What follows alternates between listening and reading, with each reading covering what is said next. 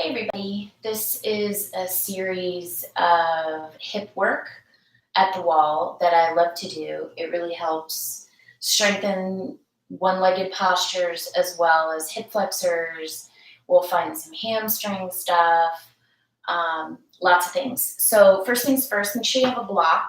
If you don't have a block, you can still do this work. But we'll go ahead and start. I'm gonna need to fix the screen so I can see. There we go. All right, we got it now. So one of the things I like to do is use the block so that I can get a lot of proprioception. So I can really feel extra work and awareness.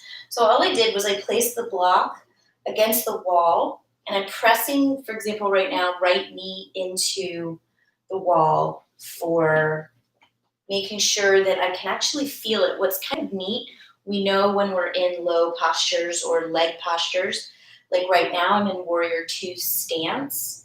The idea is that I'm still reaching from the pelvis outward and pressing the block into the wall. I don't have to push it super hard, but I'm actually feeling a lot more of the femur head coming back into the hip joint.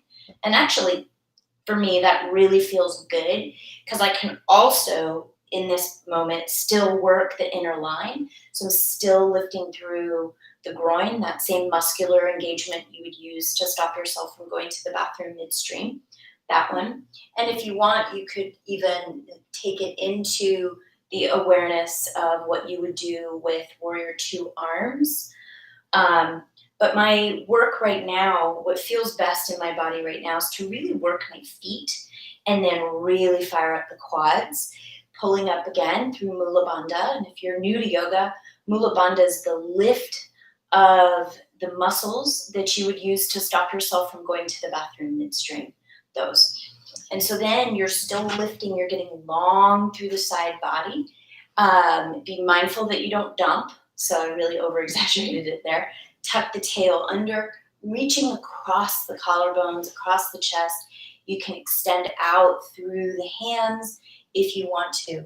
And then even try the postures that you're used to trying, maybe like a side angle, extending out through the length of that whole left side of the body and reaching long through the spine. So nice and strong, and breath super important here.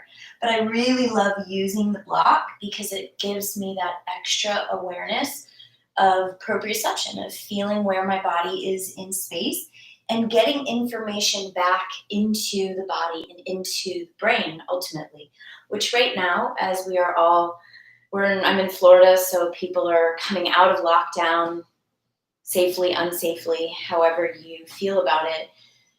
It's new, and it's still the intensity of caseloads and people being ill. Nobody wants that for anyone.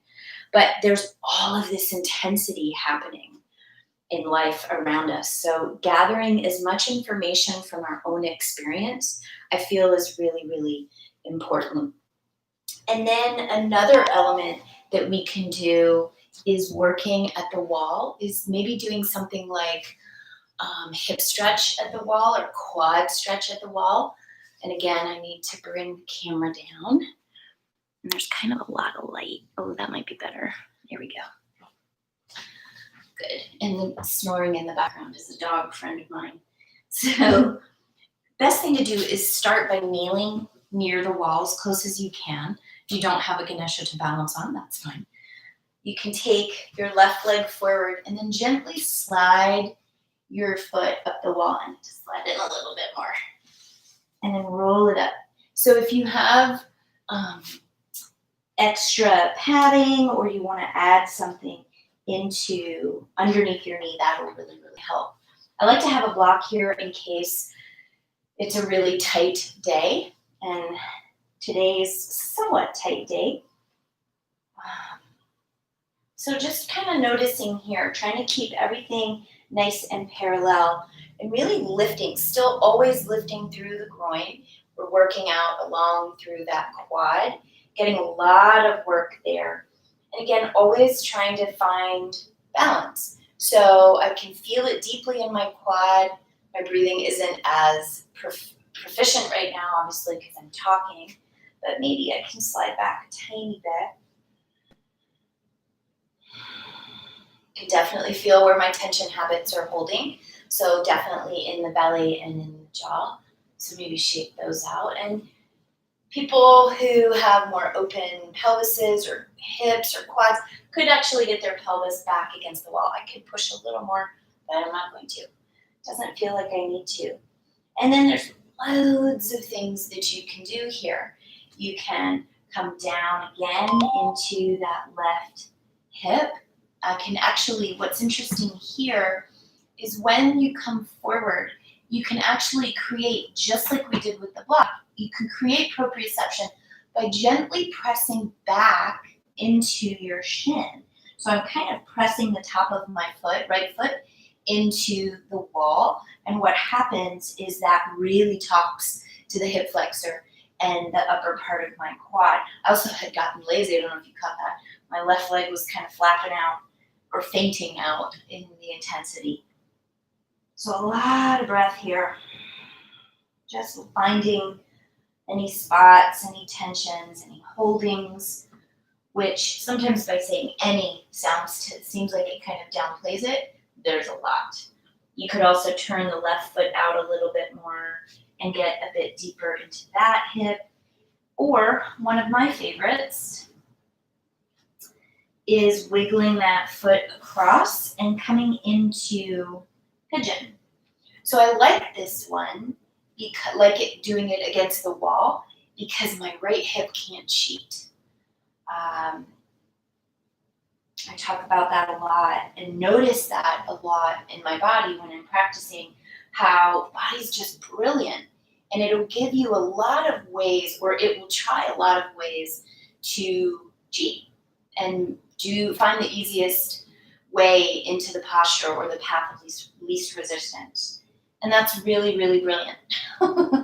But in the grand scheme of finding balance and being safe in the body, we want to be really, really careful when we do postures that we're not riding in our flexibility, or some people who ride in their strength, or riding in balance. Like, the idea is that we're trying to balance all three of those together in our practice, as well as being in an uncomfortable position, literally, and being peaceful in the mind. And that's always a big piece.